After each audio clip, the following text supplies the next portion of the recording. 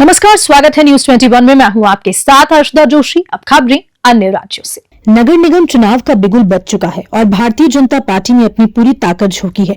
Party ने अपने महापौर प्रत्याशी संजय पांडे के समर्थन में रैली निकाली और जोरों शोरों के साथ जिला कलेक्टर कार्यालय में नामांकन दाखिल किया। इस मौके पर हजारों की संख्या में बीजेपी समर्थक मौजूद थे। नामांकन के दौरान संजय पांडे के साथ राज्य के वन और सहकारिता मंत्री केदार कश्यप, बीजेपी प्रदेश अध्यक्ष एवं जगदलपुर विधायक किरण सिंह देव भी उपस्थित थे। मीडिया से बातचीत करते हुए संजय पांडे ने कहा कि उनका चुनावी अभियान शहर के सौंदर्यीकरण, साफ सफाई, पानी निकासी की समस्या, बेरोजगारों के लिए नगर गुमटी योजना और पिछले 5 सालों में कांग्रेस द्वारा नगर निगम में किए गए भ्रष्टाचार के खिलाफ होगा।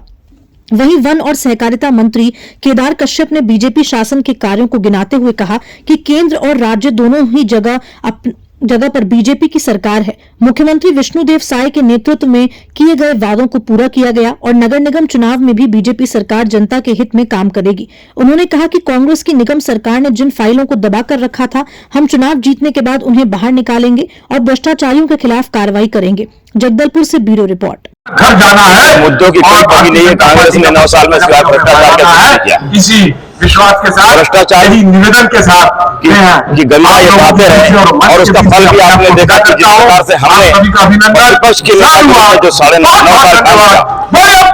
किया, बात चली गई। इन्होंने किस प्रकार की भ्रष्टाचार की, इन्होंने हर नगर निगम से संबंधित जितने भी काम हुए, हम इस बात में सफल रहे कि जनता ये बात को समझ गई कि इस बार भ्रष्टाचार का कुछ नहीं कर रहे, इसलिए उसका प्रतिफल आपको न केवल जगदलपुर में पूरे छत्तीसगढ़ में भूपेश की सरकार ने जिस प्रकार का भ्रष्टाचार किया, उसके कारण ही विधानसभा में हमारी जबरदस्त बढ़ोतरी हुई, लोकसभा में हमारी जोरदार जीत हुई और आप देखिएगा इस चुनाव में भी भारतीय जनता पार्टी भारी मतों से जीती।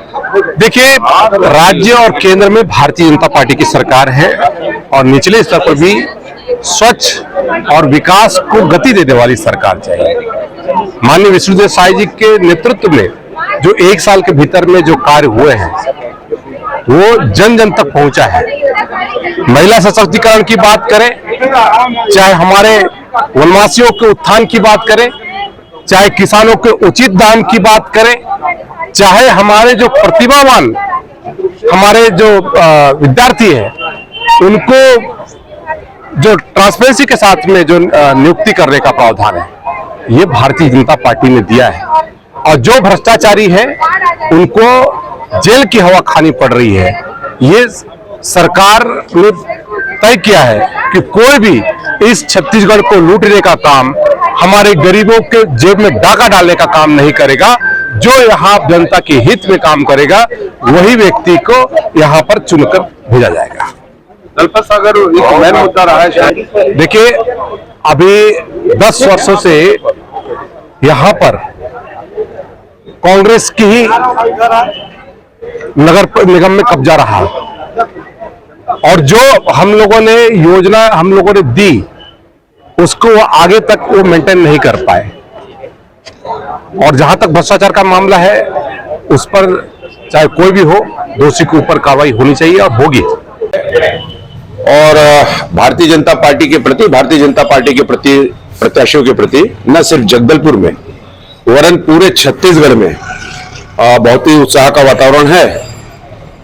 आदरणीय विष्णुदेव साय जी की सरकार की जो कल्याणकारी योजना है, गांव गरीब किसान, आदरणीय प्रधानमंत्री नरेंद्र मोदी जी की जो योजना है और जिस तेजी के साथ भारतीय जनता पार्टी की सरकार छत्तीसगढ़ में बनते ही और हितग्राही तो अनवरत गति से पहुंच रही है, निश्चित रूप से जनता में बहुत उत्साह है। भारतीय जनता पार्टी का मूल मंत्र है सबका साथ, सबका विकास, सबका प्रयास, सबका विश्वास।